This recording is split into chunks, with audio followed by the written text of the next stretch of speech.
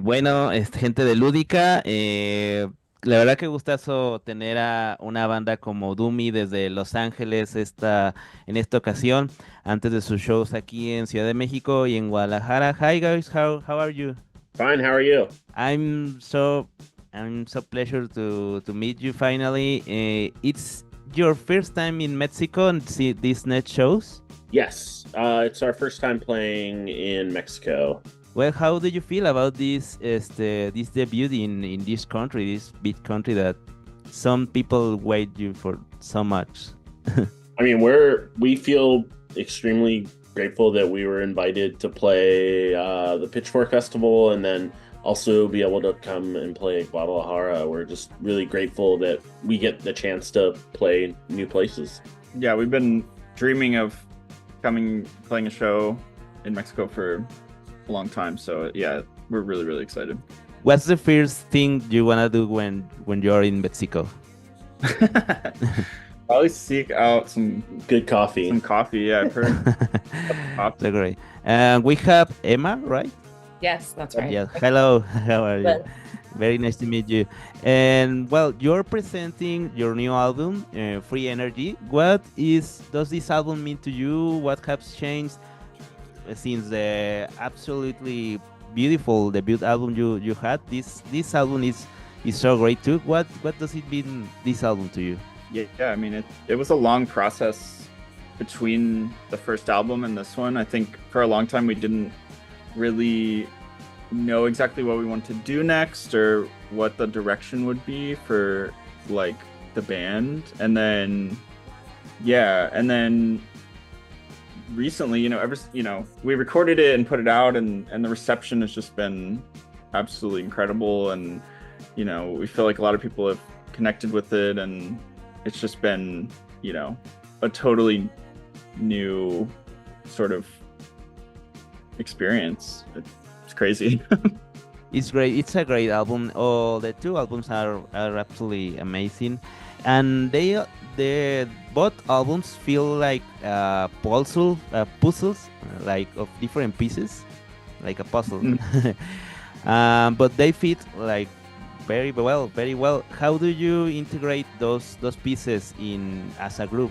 It's I mean, I think there's a part of us that just has kind of we all have kind of like a natural sound and like general framework of how I think we want the band to sound. But otherwise, I don't know. We're open to new ideas, obviously, but like we always try to incorporate some a little ambient element in there. Like I think there's like we still kind of pull from this similar reference points on both records, but we've just like kind of added in some new stuff this time around, I would say. yeah, yeah. There's still through lines for sure throughout sort of all their releases, um, but yeah, it's a long process, I would say, to get everything to mesh together when we're writing. We're trying to throw so many different ideas and genres together that aren't necessarily always congruous. Yeah. And so, we try to do it in a way that feels effortless and seamless without it, feeling like things are clashing up against each other for the sake of it. And it just always takes us a long time to kind of like crystallize what we want to do with songs because we're just all very discerning and picky, and we know if we get the four of us into it and feeling like we're on the same page, then we feel like we're onto something. That's great. And I was thinking, what can you expect from a Doomy in a stage? Because some people will think that they are like trying to get in ambient music, but other one expect some energy from your band. I think it would be fair to expect energy and volume. Yeah, I mean, there's a little bit of both for sure, of ambient and aggression. I think that's the kind of like dynamic, right? Like back and forth or ebb and flow of that. Yeah. We're But very yeah, big on dynamics. We're big on dynamics, I would say. But We want the set to feel like it's going up and down. But compared to the album, yeah, more volume and power. I mean, we're definitely like, you know, we definitely believe in like the power of like, you know, live volume, you know, like the viscerality of like a live performance and big amps and, you know, that kind of thing, shaking your body type of thing. I think you can expect a great audience here in Mexico. Awesome. It's very energetic, people here. we love that. Yeah. We love that. We love when people in the audience have energy. I feel like a lot of the time we're not the most straightforward band, and we often play to a lot of audiences. Like we'll be on shows with a band that's bigger than us that a lot of people haven't heard of us or anything. And I feel like a lot of times people are kind of, you look out in the crowd and people are like they don't know how to react. But we're like, dance around or something. But yeah, we're looking forward to that. We love energy in the crowd for sure. I'm really, yeah. I'm really looking forward to. It's gonna be amazing, I think. Well, also you're arriving as part of Pitchfork Fest here in Mexico City, and Pitchfork is known as one of the most important media outlets in the world, at least for people like us in the industry. And what do you think about the media right now in music? Is still relevant to music, you think? I think it's still very important, but I think people are misusing their influence in music journalism to uplift things that aren't necessarily good for. I mean, there's definitely an insider culture in the music industry, and the journalism has become more of a enabling force in that. I think I think also there used to be a more contentious relationship between bands and journalists, and I think that it has become way less contentious, and I think because there's a lack of like thoughtful criticism, and I think when there is criticism, people take it in a way that isn't. I don't think like there's a lack of like constructive criticism that people engage with art, and I think everyone wants everyone to write like a nice review or like an advertisement for a record, when I feel like, you know, in the past, you know, maybe a bad review would light a fire under a band's ass to try harder or to, you know, dig into, you know, stuff. And I think that element of music journalism has gone to the wayside to be a lot more soft, I guess. And I used to enjoy writing or reading reviews that were critical of things. I think bands, you know, used to kind of internalize criticisms in a way that they tried to make their art better.